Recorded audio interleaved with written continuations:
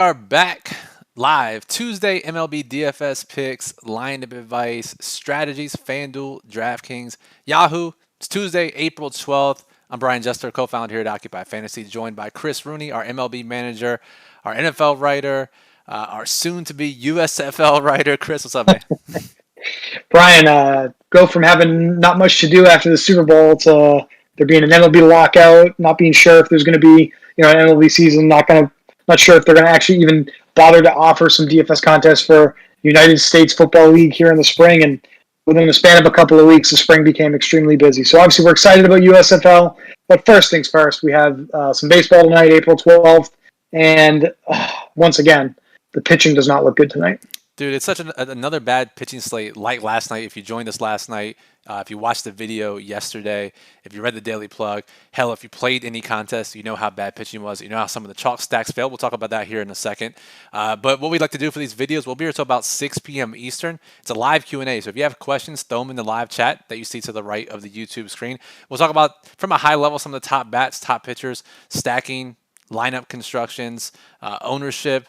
We'll talk about some bets as well. You name it. We're here to really just break down tonight's MLB DFS slate. And make sure you give us a follow and give us a subscribe if you like the content. I see we have Matt in the chat. We have Nigel in the chat. What's up, guys? Matt says, no stomach distresses tonight. For those of you who played yesterday, Mike Trout was scratched right before lock with quote-unquote stomach distress. I haven't, as of 5 minutes ago, the Angels hadn't released the lineup, so maybe he's still dealing with an issue. Have you seen, Chris, if the Angels have put him in the lineup tonight? I just refreshed the model. We don't have a confirmed Angels lineup in, and I don't think we're projecting him in either right now. So maybe during the show we'll find out. It looks like we do have him projected in, but we have the OF index pretty low anyway on him. So I guess more on Mike Trout if anybody wants to dive deeper on that. He certainly didn't want to dive deeper into his stomach last night. So we'll see what happens tonight against the Marlins. I really think we are in a very similar spot tonight as we were last night. I posted the video on the channel yesterday. I didn't really get a chance to discuss results publicly with anybody yet. We had Atlanta that ended up being uber chalk, right?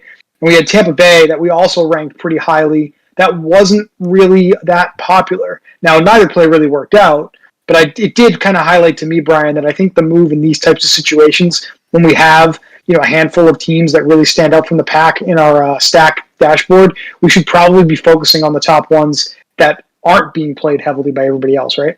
Absolutely. And I wanted to bring that up to you as well, because we see this, it definitely takes a couple of slates for like this to hit for you to actually materialize it and realize it, because baseball is there's so much variance in the sport. 100-mile-per-hour balls, you only get 4 chances at it generally for a batter. So last night we saw Atlanta with 30-40% ownership in some contests. We're probably going to see it again tonight, which is crazy for a 7 to 9 game slate. Last night was 7, tonight is 9. And it may seem crazy to look at our model and say the Braves are the top stack. They have the highest team total in the betting markets. Everyone else is going to play them. I need to play them too. But the benefit of when they miss out, and the fact that they miss out so often, close to 75% of the time they miss out on some type of secondary or main stack in small field high risk contests. There's just so much leverage. And the thing is, Chris, I think there's a lot of fear for people. It's like, oh shit, if I don't play the Braves and they go off, I'm done. The thing is, right, especially a lot of times these teams are relatively expensive. If they go off, you're still okay because you still have a full lineup that could match their points. Right. But if you play them and they fail, you're completely screwed. And so last night I kind of ate the chalk on Atlanta, to be honest. So I learned that lesson the hard way, but we go back, we analyze, and we try to get better, right? I mean, to your point,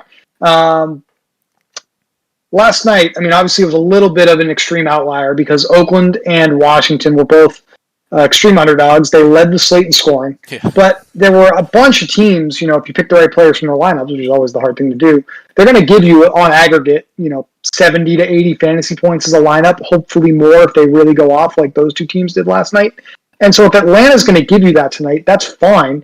We can try and play somebody like, I don't know, maybe St. Louis, who could give us the same amount of points, if not more, at a fraction of the roster percentage. So that's what I think we're looking to do here tonight. And in fact, I did say St. Louis for a reason. I do believe they are our top offense tonight to target. They absolutely are. And I just pulled up the stack dashboard here, which is OccupyFantasy.com ranks every stack for the slate with our proprietary metrics, projected isolated power, projected weighted on base average, team totals, and team total movement with projected ownership. We got the Prince in the chat. Adam says Luzardo will finish as a top 3 pitcher on the slate today. Hot take. You know what? He crossed my mind a bit as I was looking at pitchers today. Luzardo obviously ranks pretty low in our model, Chris, the bottom third. I'm curious to get your take on this, but the betting markets are favoring him a bit. The money line is moving in his favor. The Angels team total is dropping a bit, and maybe that's reaction to Mike Trout's availability. But what do you think about Luzardo as a high risk play? He has strikeout upside. Average, just a bit over a strikeout per innings pitched last season. Obviously, he's a young guy. Miami traded for him from Oakland to kind of make him a cornerstone of whatever they're doing right now, another rebuild for the Marlins. So I can certainly see some merit to maybe considering him in high-risk contests. He's a little outside of what I'm trying to do tonight. I do try to limit myself to like 4 or 6 pitchers for the 3 or 4 teams I'm considering making. Tonight I may only make one. And I actually think I'm a little more interested in the other side of that game tonight in Patrick Sandoval. But I understand what people want to look at. Luzardo, and that's the kind of conviction, by the way, to kind of give Adam a little bit of a compliment, that you want to have in high-risk contests. If you think something there is going to work out with Luzardo that the field isn't on, feel free to go ahead and do that. It's certainly not the worst matchup in the world tonight for him. Absolutely. And speaking of pitchers, we got a question in here from the chat from Doug. What's up, Doug? Who is the safest pitcher on FanDuel tonight? So, again, we have the pitcher model pulled up here. Yu Darvish leads the pack. A quick word of note, we haven't mentioned it yet. The stream has been going on for 6 minutes now, but we haven't mentioned the weather. That Dodgers and Minnesota game looks, I think, dicey at best, probably postponed according to the weather reports that we're looking at. Chris, so I guess, one, avoid all players from that game in your lineups, correct? And then who do you see as the safest pitcher for FanDuel? Yeah, I would avoid the Dodger and Twins players tonight. It just seems like that's the most risk-averse decision you can make. And if you're not going to be able to stick around, for lock around 7 p.m. or later for that game, you certainly just want to avoid it entirely because you don't want to take those zeros in your lineup tonight. I'm just kind of jumping over to our pitcher tab because I know we have Darvish ranked the highest, but I actually, and this is kind of what I wrote in our plug that should be posted anytime now, our MLB writer, Troy Clouder, is actually polishing that off and getting that updated while we're doing the show here today. We appreciate having Troy on staff. Darvish is a slight underdog tonight. I know we have a minus 104 money line number for the Padres tonight, but the Giants actually have the slightly, quote-unquote, better money line at minus 112 last I looked. And I'm getting confirmation from Troy now that the plug is actually up at OccupyFantasy.com. So if you're watching the show and you've got a second screen, you can go ahead and read that now. It's ready for you. I do think maybe it's Eric Lauer just straight up reading our model for the main slate, right? And you were talking about this in our staff chat this morning, diving deep into the model and why it ranks Lauer so highly. I think this Orioles lineup is supposed to really struggle against left-handed pitching, right? Yeah, for sure. I looked at it today, and if you look at their weighted K percentage, which is kind of a rolling average of how the model looks at it, is it takes a look at, just to get a little into the weeds here, what a proper sample size is for each statistic. And for strikeouts, there's a certain amount of at-bats where it stabilizes. So we look at the last X number of at-bats based on that number for each batter to get projected K percentage for each batter. And then we look at the opposing pitcher, match those up. And all of the Baltimore batters tonight have a weighted K percentage against lefties well above 20%. Which is pretty rare. Normally we get some guys in the teens, maybe some guys who make a ton of contact in the single digits, but rarely do we get a team in all 20s. And Lauer, late last year, started to pick up his swing and miss stuff, picked up some velocity. So he actually has the highest strikeout per innings pitch projection in the model tonight. And I know he ranks third, but Chris, he also has the highest money line, which is kind of crazy too at minus 165. We don't see a big favorite tonight. Yeah, there's really no consensus on what the best options are in betting markets tonight, but Lauer, facing the perennial last place Orioles, sorry, Brian, does seem to be like the best option this evening. Another couple of names I'm interested in. I do like Luis Garcia with the Astros. We've seen the Diamondbacks have been pretty bad so far to begin the year here. So Luis Garcia may be another one to consider there on FanDuel. And then DraftKings only. We can't leave the show tonight without discussing this Atlanta situation. We have a starting pitcher tonight who is stretched out. He was going multiple innings in the spring. Was slated to begin the year in AAA as a starter. Bryce Elder should be good to go right around 5 innings, if not more, for the Braves tonight. Also as a big favorite like Lauer, so that's certainly interesting on DraftKings. He's not in the FanDuel player pool. Shocker. But yeah, so when you see these type of situations, because we do get these relatively often on DraftKings, right? 4K pitcher. I actually don't think the field will jump to him as much as they should, just because he's kind of an unknown. Mm-hmm. But as our writer from last year, Michael, huge Braves fan, pointed out, he is pretty stretched out. He's got some good stuff, and he ranks okay in the model. Let me bring the model back up here. But he ranks what? He only has a 9 OF index. The strikeouts per innings pitch projection isn't bad. But honestly, if every pitcher on the slate's going to only throw 4 innings, 5 innings, like we've seen the first week of the season, why not get a guy who's going to throw 4 to 5 innings at 4K instead of 8K, right? Right. And just to kind of reinforce that point a little bit, Brian, I did just kind of use everything that we've learned over the years that we've plugged into the lineup builder here at Occupy Fantasy. I had Elder in my pitcher pool, limited that to the full 5 or 6 guys I'm considering tonight. And he was actually the second highest rostered pitcher that the lineup builder selected for me in a run of 150 lineups. So the builder definitely sees some upside to including Elder in DraftKings lineups tonight. So I think we should probably take a closer look there. Especially with some of these stacks and how expensive they are. So let's bring up the stack dashboard. Again, if you guys have questions, we are here until 6 p.m. Eastern. Stack dashboard, again, once again, ranks every stack on the main slate with projected ownership. And again, we alluded to it earlier, Chris, with Atlanta having by far the highest projected ownership tonight. 125% cumulative ownership on DraftKings, which is just insane. More than double the next closest team. But St. Louis is top of the pack. Positive team total move in their favor, plus 0.18 runs. Always a great sign to see that. And just 19%. And I was kind of confused why they were so projected low owned. But I think it's because of their pricing, right, Chris? They're relatively expensive to fit in. Yeah, and I think you and I talked about this exact thing before the show. Trying to play like a 5-man stack, which we want to do here, a primary stack of Cardinals using our favorite Cardinals hitters tonight. It's very hard to do without Elder at pitcher in DraftKings, right? So, Chris, definitely think it opens things real quick, up. Chris, read me off the top St. Louis hitters, and I'll put them in the DraftKings here on this lineup screen, just so we can get a sense of what it costs. So you need Paul Goldschmidt, I believe, is one of them, as I'm navigating to it. Tyler O'Neill, Nolan Arenado, Harrison Bader, and we cannot pick Albert Pujols, so Tommy Edman. It's probably a good thing we can't pick him. Okay, so that only leaves 5,100 left per player with 2 pitchers left to go. Yeah, you pretty much need Elder in that spot, or it would go super cheap at pitcher. But again, I think that'll be a lot different on slate, and that's a big reason why they're going to be sub 5% individually in stacks. Another question here from Doug says, new to MLB, what is the most players from one team you should play in cash? 2 or 3, maybe more. Chris, I know we've talked about it before, especially in previous seasons where there's always a debate. Do I stack in low-risk MLB? Do I not stack? And I think there are definitely different avenues. We know some top cash MLB players that don't stack at all. They only play top-of-the-order hitters. We know some that fully stack. And I guess I would say just be flexible. Don't have a hard and fast rule. I wouldn't try to stack. Really just try to get as many top-of-the-order guys as you can, guys with high upside. I don't know if you have any different opinions there, though. No, I think you're on the right track. You definitely want guys hitting at the top of the order for teams. And I'll consider the size of the slate, right? Like, this is a 9-game slate. So going with 3 hitters from one team is a lot of exposure to one offense. If we really think that offense is going to be super strong, then I understand that. But that may make more sense if it's like a 4 or 5-game slate. Tonight, where we have all these highly ranked offenses in our model, again, jumping over to the stacks dashboard on my end, we've got 5 teams with 50 or above as a team total. That's very strong in our model historically for offenses. This, to me, screams like that it's the type of night where you want to have 1 or 2 guys from a handful of teams here in your low risk lineup. Yeah, because if you just look at it now, I pulled up the Occupy model, the batters tab. There's a low risk filter here, which filters out players that meet a certain threshold, where they hit in the order, and it indicates that these guys are good for cash games and low risk types of contests. And there are plenty of Braves hitters, Cardinals hitters, some Rockies, Yankees, Rangers, all kinds of different guys here. It's not like we see the top 5 batters, St. Louis, for example, right? So I agree with that. I think mini stacks are probably the way to go, especially on a night like tonight. So let's see, it's 5:45. Oh, go ahead, Chris.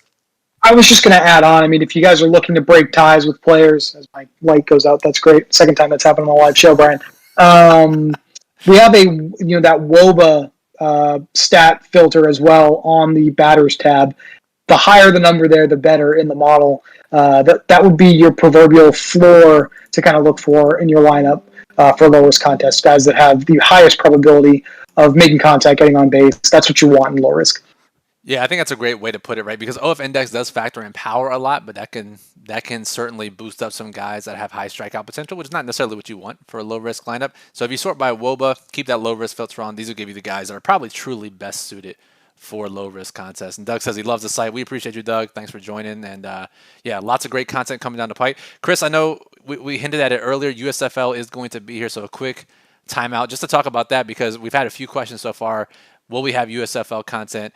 And I know you're going to be writing a plug every single week. It'll look similar to our NFL playoff plugs that we did in the past, kind of breaks down each game, high risk, low risk strategies. We might get some other tools out there. We'll see. But as you know, Chris, everything was dumped on us today. So it should be interesting moving forward.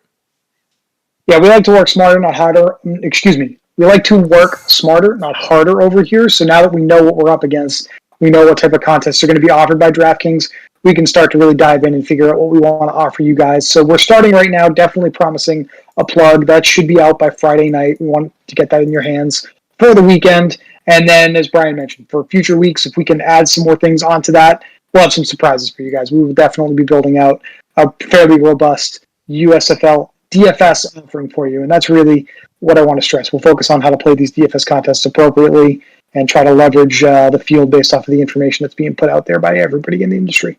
Absolutely. Absolutely. So again, if you guys have questions, throw them in the chat.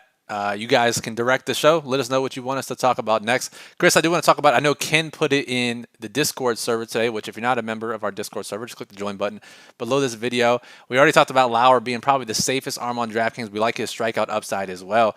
1.26 projected strikeouts per innings pitched. If we bring up the AccuProp radar and we type in Eric Lauer, which you can access by the betting menu on AccuPropFantasy.com, we see that if we scroll down, his total pitching strikeouts is just 4.5. And if you do a little bit of line shopping at Caesars or MGM, minus 105 on the over. I think if we can assume he gets 4 innings pitched, he can probably hit this. Ideally, we get 5 or 6, but what is the math telling you on this one? You think over 4.5 is a pretty good bet? I would say so. And in fact, I believe that's the prop that we're recommending we like the most tonight in the daily plug. So that's a very nice job by you to kind of highlight that as well. I love this new tool that you guys have here. The AccuProp Radar is a really fun one to look at. I'm not personally in a legal betting state, but it does actually kind of help me in my DFS process a little bit because if we have players that we like, if we have players that the model likes, and then we see some pretty favorable lines in betting markets for props that kind of back that up, it's just another data point to kind of use when making decisions for a lineup. So I would easily bet that over on Lauer tonight, but don't be afraid if you're watching the show here to use that tool on our website to find other props that you like as well. Absolutely. And if you're in a legal sports betting state, make sure what you can do if you're on the tool, it'll automatically detect if you're in a legal sports betting state. Just click the link and you can make the bet. If you're not already signed up, you can sign up directly. Use our link. You'll get the free bets and deposit bonuses. So make sure you check it out, the AccuProp Radar. Chris, I'm going to bring up the live odds screen because we haven't really talked about totals too much yet in MLB and what they look like early in the season. Again, the weather is cold in most areas. And if we look at the totals for tonight's games, let's see here. Let's scroll down. As we get to the 7 p.m. games, we do have a total of 9.5, Milwaukee and Baltimore, 9.5 in Toronto, in New York, 9.5 in Washington, Atlanta. So, and even 10 in Colorado and Texas. I think that's why Texas will be slightly popular as well. So a little bit higher odds than we've seen the last couple of days as far as totals go. What do you think about this Texas game? Because they rank in the top 5 our stack dashboard. Let me pull that up. Yeah, top 5. I guess, top 5. And I think they'll be relatively popular. 70% cumulative ownership on DraftKings, probably the second most popular team. What are you thinking with them? Because they do have the number 1 team total. So I mentioned with Bryce Elder earlier, I mean, again, use the model to kind of guide our decisions, and we trust that. The model loves Texas tonight, and not just in a vacuum in the stacks dashboard. It likes selecting them as well. They were actually my most heavily selected 5-man primary stack on DraftKings in the builder for the run-through I did before our show today. So I'm certainly not going to sneeze at anybody who wants to run a Texas stack tonight, at least as a secondary or even as a primary. They look like they're in a great spot against the Rockies here.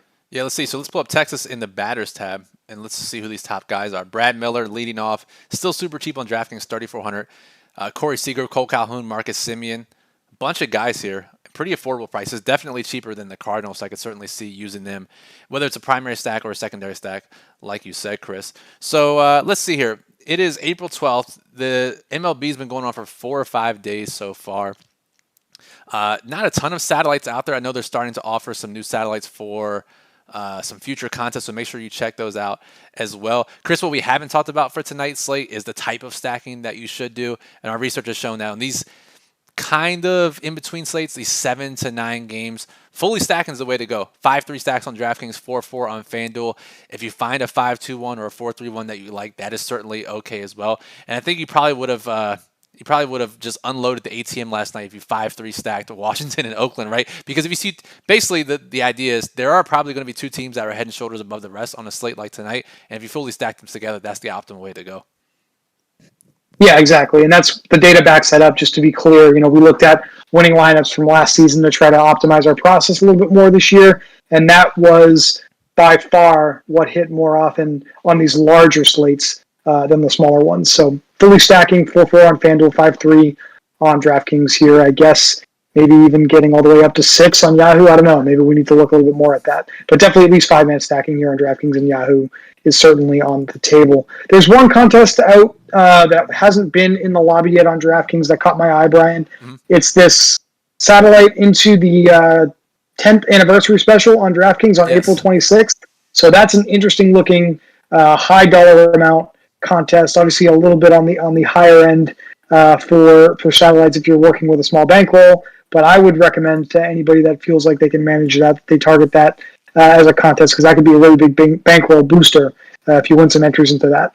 Absolutely. We saw similar ones. Unfortunately, the contest happened like 3 days after the opener. It was the 5-5-5 home run, and that was last night. So, ideally, we actually have a little bit more time to rack up tickets to this big contest. So certainly, if it's within your bankroll, certainly shoot for that as well. Chris, I'm going to put you on the spot a little bit here. Actually, you know what? I'll give you some time.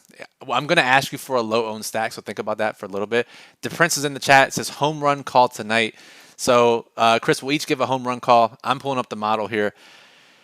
Dude, Ozuna leads by more than basically 1.5 points of OF index to the next closest guy. Goldschmidt and O'Neill are right there behind him.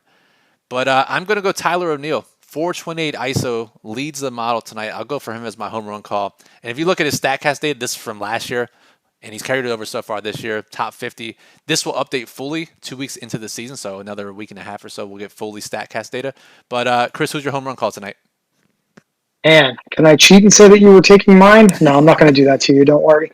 I'm going to go with his teammate, Paul Goldschmidt. I like the Cardinals tonight a lot. Goldschmidt has the second highest ISO against left-handed pitching on the Cardinals with a 301 last season against left-handed pitching. Royals starting pitcher Daniel Lynch is a lefty tonight, and Goldschmidt and O'Neill. So we're already building a stack for people here. I think we should get both of those guys into your lineup tonight. Absolutely. So if you want to bet Tyler O'Neill to hit a home run tonight, you can get plus 275 at FanDuel. And let's see what Goldie looks like here. So we'll put in Goldschmidt. And again, what you can do, you can type player, team, game, and get all the options here. Could have typed in the Cardinals and got all of their options. But Goldie, a little bit of an outlier here, Chris. Plus 370 at FanDuel. That's plus 275 at Caesars, plus 280 at PointsBet. So you get a full $1 of value betting that over on FanDuel. So if you're in the betting mood, Paul Goldschmidt, yes, home run at FanDuel is the bet of the night for sure. So, Chris, I asked you for a low-owned stack. For mining for gold and looking for a repeat of an Oakland or Washington stack last night, I got the stack dashboard up here.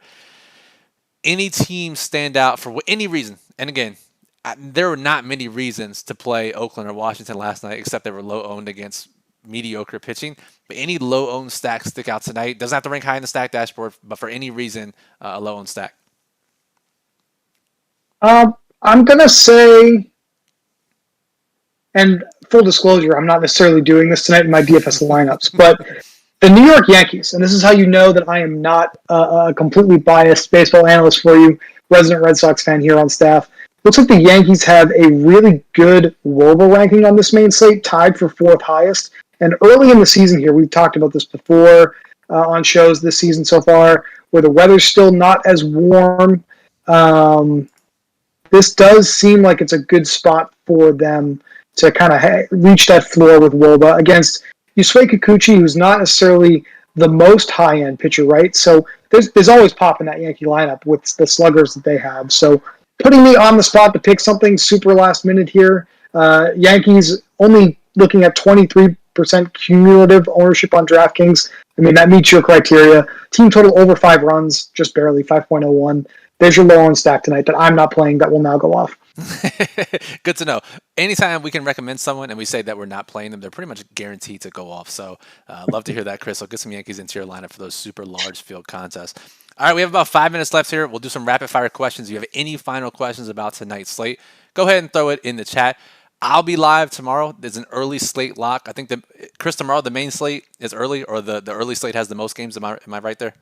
Yeah, I don't think I don't believe they've posted it yet, Brian, but most of the games tomorrow, it's getaway day in Major League Baseball, are happening in the early afternoons. We're anticipating a main slate somewhere around 1 o'clock Eastern. So keep an eye out for that live show with Brian tomorrow. Absolutely. So again, the best way to get notified if we're going to do that, just click the subscribe button below this video, get notified whenever we go live, upload any new videos, MLB every day except Saturday. Oh boy, we're going to have some USFL videos coming here shortly. And of course, UFC every single week. We continue to crush that content as well. So make sure you're subscribed and give us a thumbs up if you like the baseball content and want to see more of it. Question from Nick in the chat. What do you think about the Braves and the Rangers? So Chris, I guess the question here is, let me pull the stack dashboard back up. Both those teams look great in our model. The big issue with them is they are likely the 2 most popular teams on the slate. Texas and Atlanta, in fact, are the number 1 and number 2 most popular teams on FanDuel. So if you're playing any sort of GPP league, you can't play these teams together just based on what we know about baseball and what we know about game theory. So in a vacuum, we like both of these teams. But on a situation like this where you like both these teams, what is your go-to move to build around that in a lineup? Uses a secondary stack, right? I guess on FanDuel, that means I would play one with another stack that's lower owned. So if you like the Braves, maybe play them with St. Louis tonight. It's actually pretty easy with our model if you can make it work salary-wise to do something like that, because we're told the ownership is going to be pretty favorable to do that. Over on DraftKings, I would take the lower-owned team that you like and make them the primary stack. So if you still want to get some Braves exposure, like play Ozuna tonight, for example, because he's our favorite hitter on the slate, use him in a 2-man stack or a 3-man stack over on DraftKings at maximum, because that's how you gain a little bit of leverage on the field, by having a little bit more exposure to something else in your lineup. Exactly. And FanDuel's pricing is so easy that a lot of times people the ownership increases even more over there on plays that can fit in. So it's definitely more beneficial to get different there. All right, let's see. Question from the Prince. Making a big call for shortstop, Iglesias or Rogers on FanDuel. Let's see here. We got Brendan Rodgers ranked 4th in the model. Iglesias ranks way down there. So I'll go Brendan Rodgers for sure. Definitely. Easy pick there. And then Doug is asking for the best value play on FanDuel. Chris, do you have anybody that stands out to you on FanDuel as the best value play? Yeah, so Doug, I mean, just how we kind of do things here, we actually take the salary slider here on our model, and we take the upper end bound and we set that to $3,000 to start looking at some of our highly ranked hitters over on FanDuel. So I am cheating a little bit by telling you that secret. Our favorite value hitter today is also our favorite hitter overall. It's Marcell Ozuna over on FanDuel. He's just $2,900. He's just $2,900. And then we have a couple of cheap St. Louis Cardinal hitters behind Ozuna and his outfielder teammate Adam Duvall, and Harrison Bader and Albert Pujols. So there's a lot of strong cheap options. One that stands out that's low owned as well is first baseman outfielder combo Garrett Cooper over on FanDuel with the Miami Marlins. Has some power upside in that bat. So FanDuel, we've found, is a lot easier to jam these value bats that are also like legit good plays. FanDuel's pricing is very friendly for MLB.